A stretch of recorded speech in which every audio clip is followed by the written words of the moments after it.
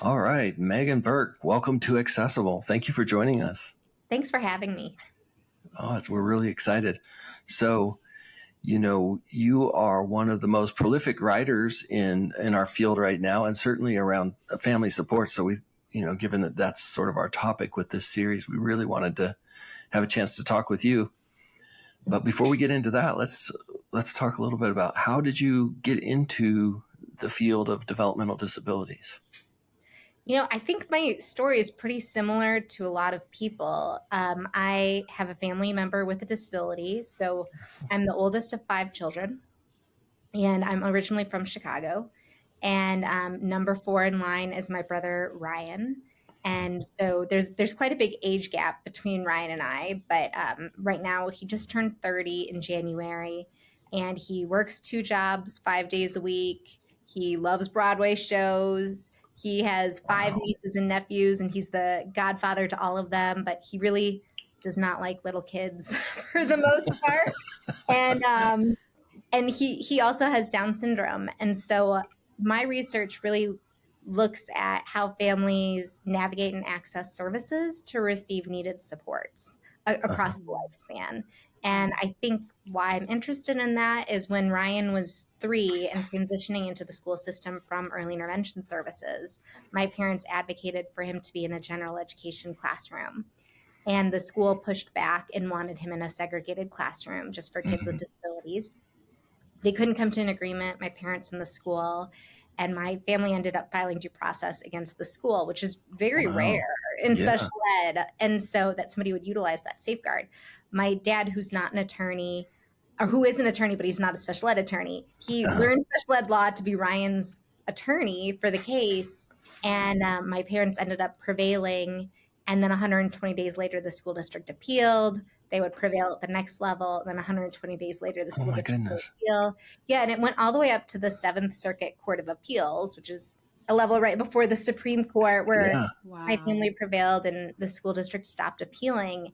And so I share that because, because there is such a big age gap between Ryan and I remember this really distinctly. And I remember going with my family to neighbors and asking them to sign a petition for inclusive preschool programming. I remember going to legislators with my mom and talking about the case and the importance of inclusion. And I remember actually going to the 7th Circuit Court of Appeals and hearing my dad argue Ryan's case in front of the judge.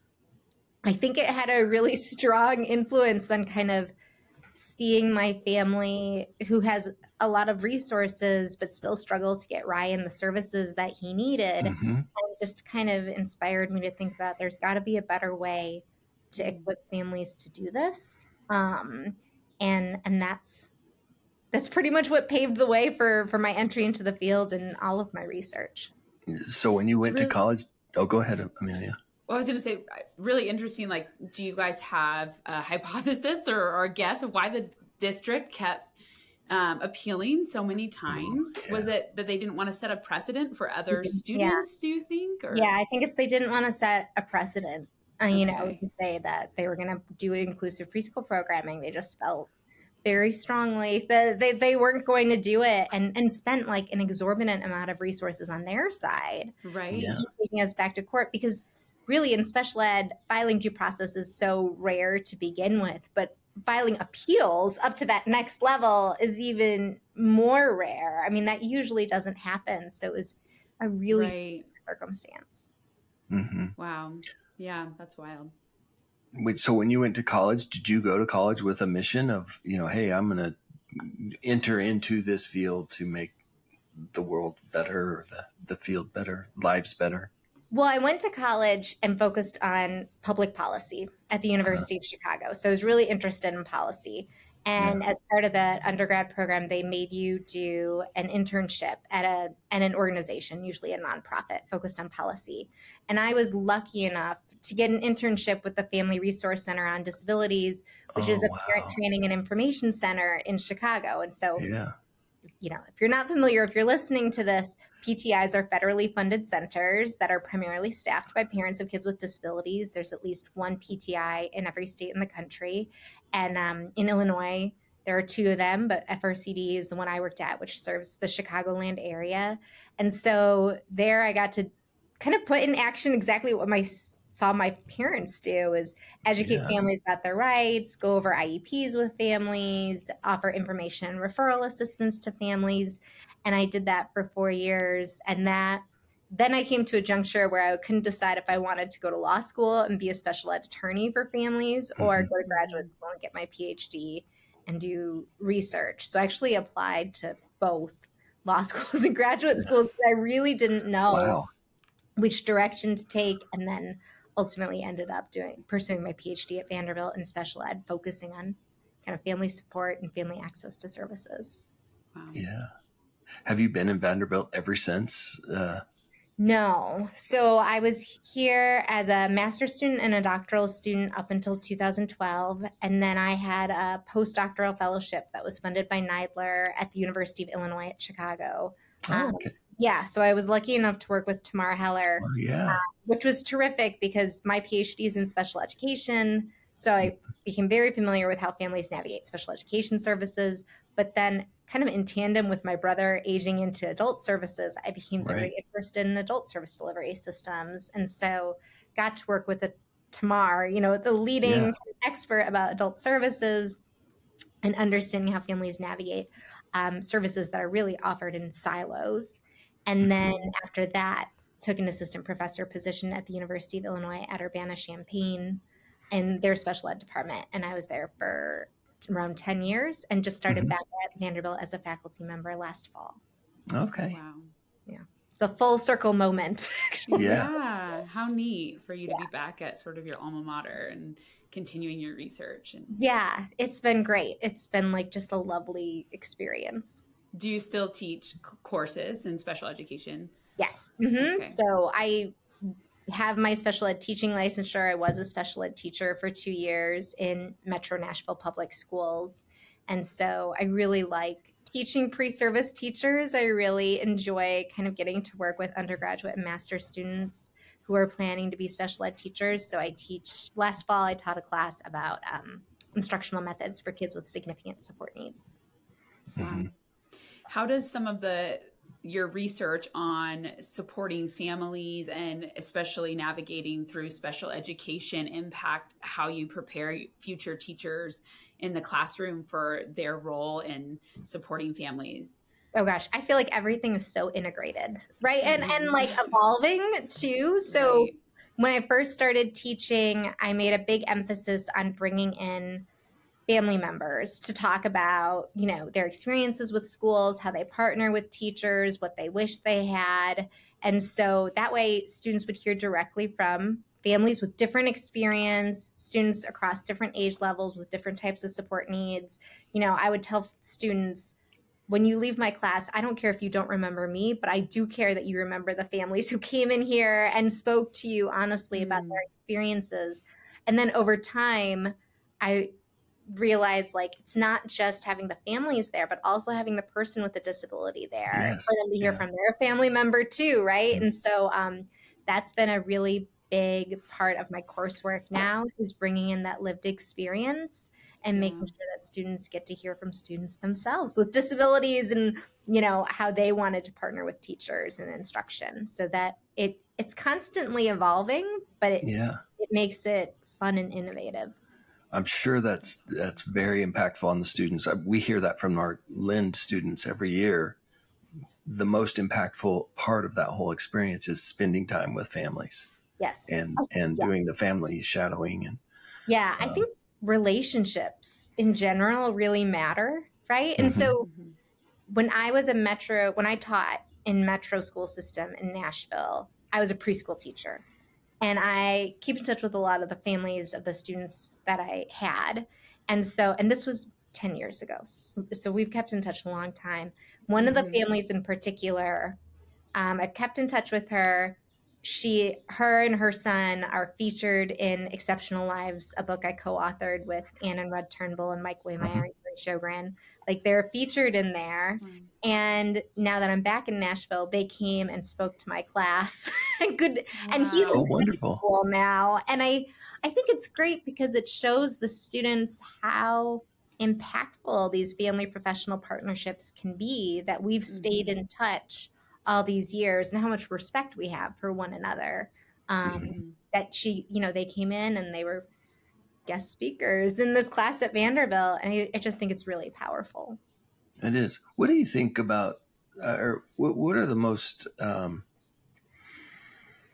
don't really want to use the word difficult, but maybe that's the only thing I can come up with. The most difficult parts of that teacher-parent relationship or partnership when it comes to education, inclusive education in particular in schools. Yeah, I think there's so many. It's hard to narrow it down just to one thing, right? When we talk about family professional partnerships, we've kind of talk about different dimensions of the partnership. So like the level of respect between the family and the teacher, the commitment, the advocacy, the communication is a big one, right? And equity, kind of those are the big dimensions. And if you take any one of those, but I'll take advocacy because that's what I'm really interested in. You expect the family to advocate and you expect the teacher to advocate, but there's lots of reasons why that's challenging on both sides. Teachers, for one, can feel like they're stuck between a rock and a hard spot. Trying to advocate for services that may be costly. Some teachers worry they're going to lose their job if they, speak against something that an administrator may want, or say that a child needs something that the school doesn't have. And families face lots of systemic barriers in terms of advocating, including not wanting to jeopardize that relationship. So it's hard to narrow it down just to one reason as why these partnerships haven't really come to fruition. Yeah. I just remember going to IEP meetings with my son when he was young. I was studying under Ann and Red Turnbull. I had all this kind of privilege, and it was such a overwhelming experience and scary. And anyway, it just was. No, I resonate with that because I have a 10-year-old son who has autism, and I think about myself. Like I go to IEP meetings and I feel nauseous, and I have a really good relationship with the school right now. Yeah. But I think it's something inherent about IEP meetings. They're deficit based. They're really focused on what your child can't do. They're just tough. They're tough meetings, it seems like, even in the best of circumstances, even when you have all the knowledge in the world. Yeah. Wow. So I don't get an opportunity to talk with students that often, but sometimes I just think like recognizing how frightening this is for the parent. You're automatically going in there on the defensive to a certain extent because, this is your child. You want what's best for them. You want them to thrive. And it just feels very intimidating sometimes. And the stakes are very high. Yeah. Yeah. You mentioned sort of IEP meetings kind of being deficit based. Is there room, I guess, for growth in how IEP meetings are conducted or the framework in which they're used that then could make them more collaborative and feeling less like a sort of a traumatizing experience for all involved? Yeah, I think we are starting to understand some of the ways to make it a better experience, whether it's go around the circle and you talk about objective strengths the child has at the beginning of the meeting, or you try to really develop a strengths-based IEP versus a deficit-based IEP. Or I have a colleague who she talks about as a teacher bringing in the favorite food of the student to the meeting, which really signals to the family, like, my child, right? Like off the bat. Or we tell families, like, bring food, talk about things that are going well, give specific praise, right? Like if you want the meeting to look like this, you have to model it on your end. So I think we're getting closer, but the way IEP meetings are set up, it's like you're fighting an uphill battle because that's not the way that they're structured typically. Right. Right. Interesting. Yeah. So when you think about your research now, how have all those experiences impacted the research that you either done recently or that you're currently doing? Oh gosh, everything. I feel like everything merges together given kind of my my personal and professional hats. So it's all very informative of one another. And I think I feel very fortunate to have a child with a disability and be a sibling, because that gives you access to a lot of other families, and then you get to learn their experiences, and that also informs all of my research, right? Like, I run ideas by other families all the time to say, like, do you think is this something you would participate in? What do you think of this flyer? Would it resonate with you? It all kind of comes together in that way. One maybe example of that is with Julie Lowndes Taylor, who's a faculty member here, and Leanne Smith, who's at University of Wisconsin at Madison. We had a very big R01 National Institute of Mental Health grant developing and testing a advocacy program for families of transition-aged youth with autism. So this is a 24-hour training. It's delivered over 12 weeks, 2 hours of training per week over Zoom with a group of parents of transition-aged youth with autism. And every week we cover a different topic related to adult services. So one week will be like SSI, financial assistance for 18-year-olds and over with disabilities. Another week will be healthcare.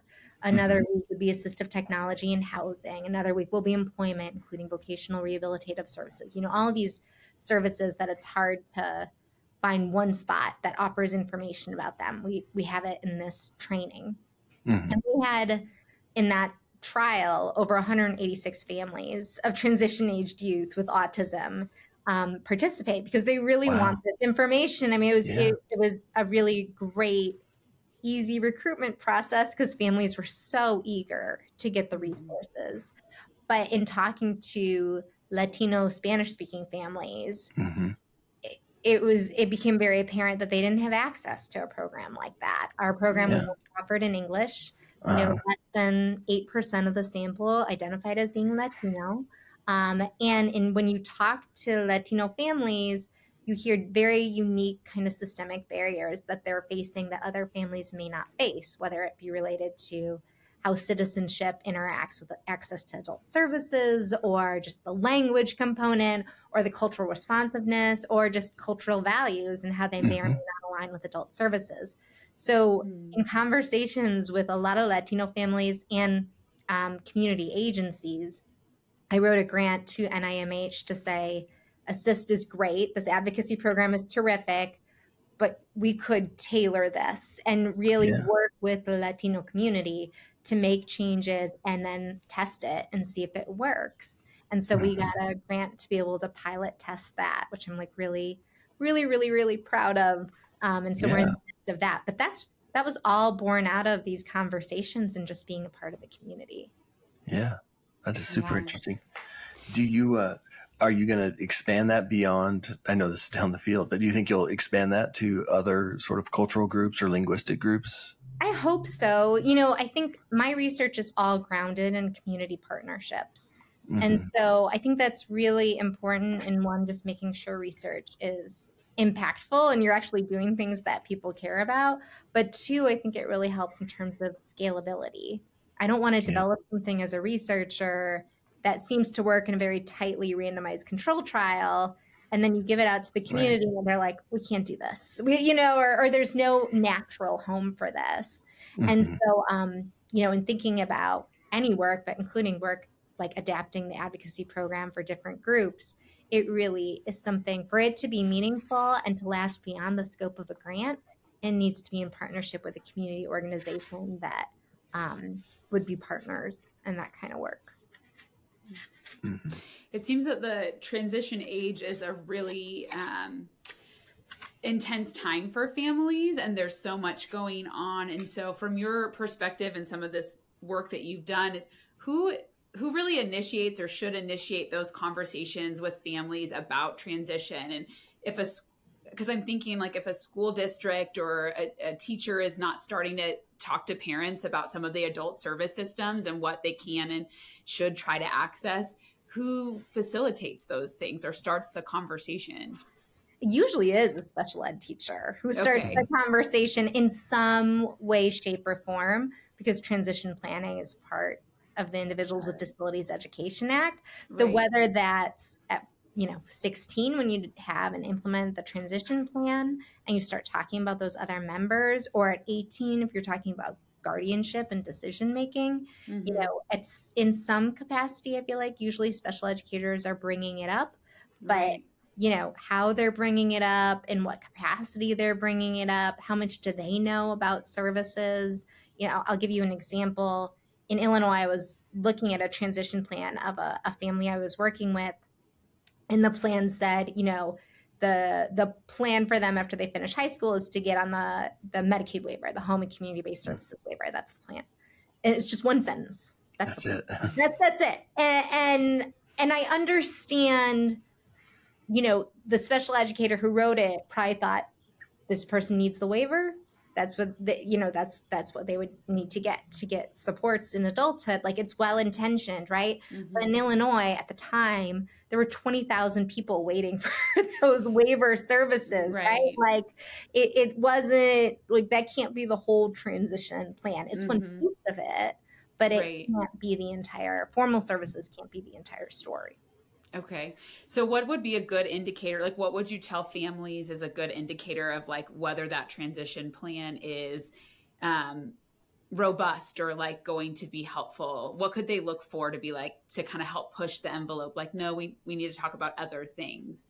Yeah. I mean, so the transition plan should cover like post-secondary education and training, employment, and like independent or community living skills, at least those basic areas. And then diving deeper, a few things they should be looking for are like, are the things in here actionable? Are they specific? Are they measurable? Like, are there key things that I need to do?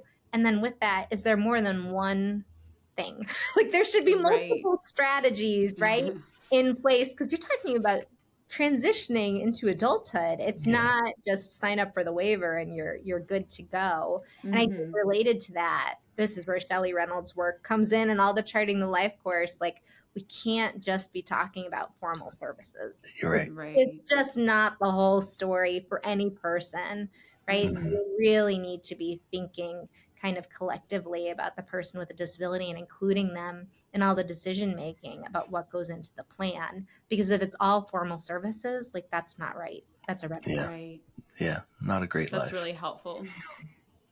Do you have thoughts on,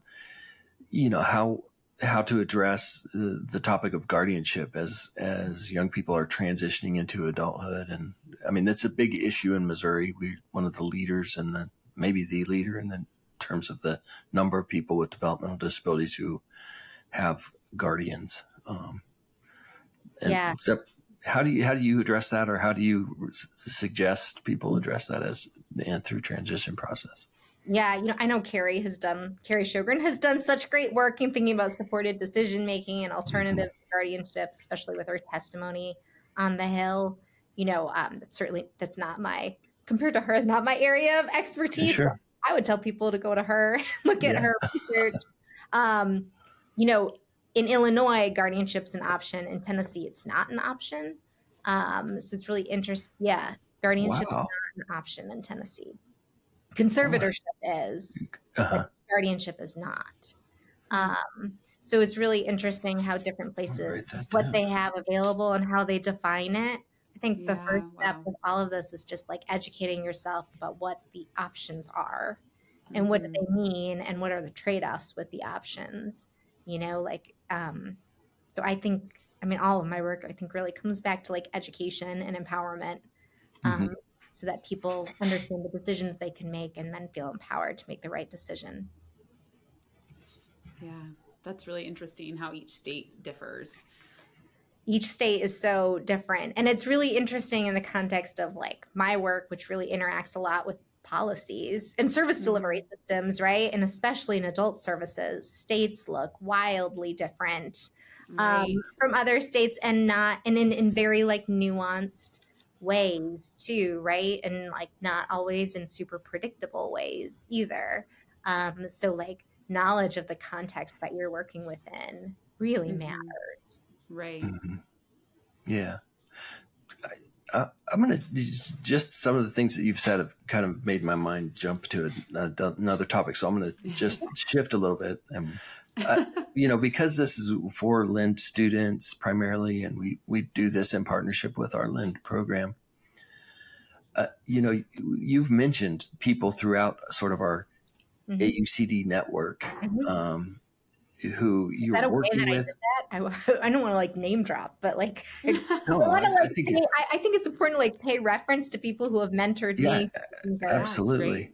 Okay. But I just want these students to know they belong to this national network that, you can really tap into. And I don't know if you have anything else that you'd like to say about just the value of that network to your work or to your thought.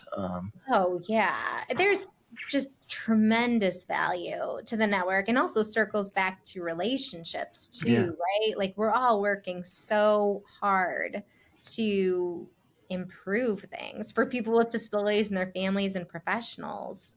So it's just a really valuable asset to be a part of the community.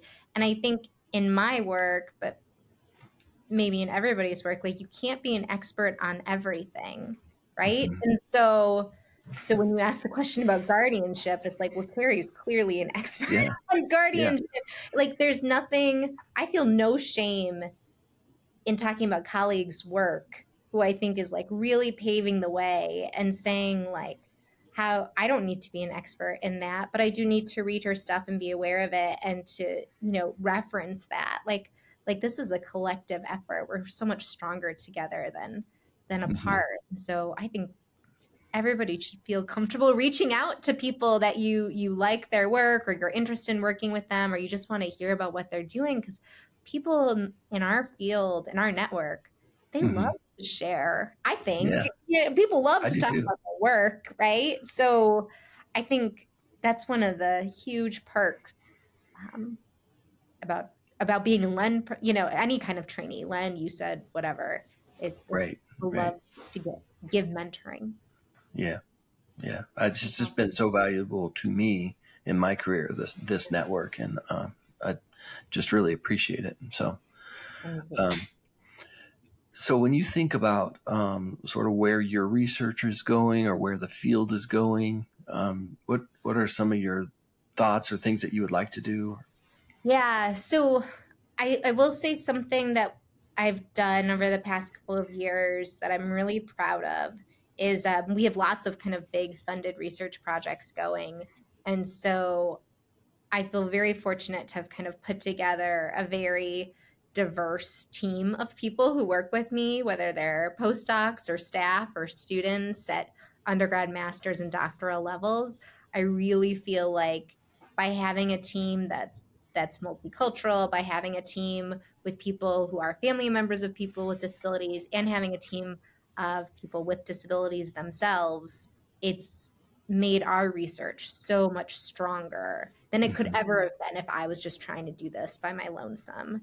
Again, just this idea of relationships and working in partnership with people. The ideas that we have at our weekly research team meetings are usually not ideas that I would have thought of. And it's really fascinating to me how that will kind of snowball into great papers or next grants or research projects or thoughts or just in general kind of learning, is that we just have this really strong team of people with varied lived experiences with disabilities who we all operate in a culture where we can share with one another what we think. And so I think moving forward, that's where the field is headed, is really valuing having diverse expertise on teams, having structures in place on your team so that everybody feels comfortable sharing regardless of their kind of ranking, or, if you're a faculty member or student or however you fit into the team. That culture, I think, is really gonna make us much more innovative and do work that's a lot more impactful that couldn't have been done years ago. Absolutely. Well, congratulations. I think that's really great, the team that you've put together, and really valuable, just all the lived experience on your team and valuing every voice. And so it's been great. it's been just like a huge learning experience for me. I feel like I'm the lucky one. Like I benefit from all of their willingness to participate, right? And share. And like, it's just, it's, I can't say enough positive things about it. I knew kind of coming into the field that I wanted people on my team who were also family members of people with disabilities, but like now also having people on the team who identify as people with disabilities, it has just been, I don't know how I did this before without that, to be honest. It's just really taken it to the next level of where I think it should be. So what roles are people with disabilities or family members having in your research? So they're, depending on if they're a faculty member, a staff person, or a student, right? They're all participating in different aspects of research right now. So everybody participates in data collection. Everybody participates in data analysis in some way, shape, or form. And everybody is on the publication or dissemination method. And that's been just like so useful. And it really forces us to think more critically about how we're making all these processes more accessible, you know, to everyone, regardless of what your needs are. So, Oh, I love that. I really love it. So what does a typical meeting then look like? Like, so you have weekly meetings with your team, or and you come together to talk about a specific project, or just throw out ideas? How does that work? It's kind of both. So we have a standing weekly team meeting where we kind of walk through update, and we'll say, you know, who kind of, like, as an example, right now we have a 5-year DRIP that's funded by NIDLR and National Institute on Independent Living and Rehabilitation Research. Yeah, thank you. And it just started in the fall. So this is a very brand new project. It's all about students with disabilities who receive Section 504 support in K-12 settings, school settings. And so there's very, very little research about Section 504s in school settings, less than 10 studies. And, it's kind of... I'm a little shocked to hear that. I was shocked. Only 10. I was shocked too. And one of the scariest things in one of the studies by Perry Zirkle is that he found that over 12,000 schools report not having a single student with a Section 504 plan, which means 1 out of every 8 schools report having 0 Section 504 plans. Wow. That's remarkable, right? I mean, Section 504 is much broader than the Individuals with Disabilities Education Act. A 504 plan could be for students with allergies, asthma, diabetes, some things that are like more common. So like, this is very surprising and sound quite right. Right. It's not that they just don't have those students. It's that those students are maybe getting the supports or services they need. Exactly. Yeah, exactly. So you're like, something's missing here. Something's not adding up. And so in our first phase of the project, we're doing interviews either with parents and with students with disabilities themselves, talking about kind of what are your experiences with Section 504? Like, did you try to get a 504 plan? Did you get it? Did you not get it? If you got it, how did you decide what accommodations went into it? Are those accommodations actually being implemented? And because there's so little research about this in the field, it is truly an exploratory first stage, right? Like, we really genuinely don't know what people's experiences are. And so we use the research team meetings as an opportunity to say, who didn't interview in the last week? Okay, what did you learn from that interview? And then somebody else will say, oh, I heard that too. You know, things are coming up like the experiences of military connected families who move around a lot. Looks very different than some of our other families, because, you know, you're in Texas and you qualify for an IEP, you move to California, they shift you to a 504, you move to Missouri, they shift you to nothing. You know, I mean, really that was just an example. I'm not saying this. Now, for any of those. Whoa, Megan, no, I'm just kidding. But it was really fascinating, right? Like that's not something that would have come to me. Right. But in those team meetings where we have the opportunity to talk about some of those things, we get to say, oh, let's like push deeper on this, or let's, you know, pull that strand out and try to understand it a little better. And it also tells us among our research team members, what are they gravitating to? Mm-hmm. You know, I have a master's student now who's new to research, and she's like, I'm surprised, but I really love doing interviews with youth with disabilities about their experiences with Section 504. Like, I think those are the most interesting for me. I'm learning the most from that. And that's so great that she's learning that about herself. She's finding a piece that she really wants to kind of dive into deeper.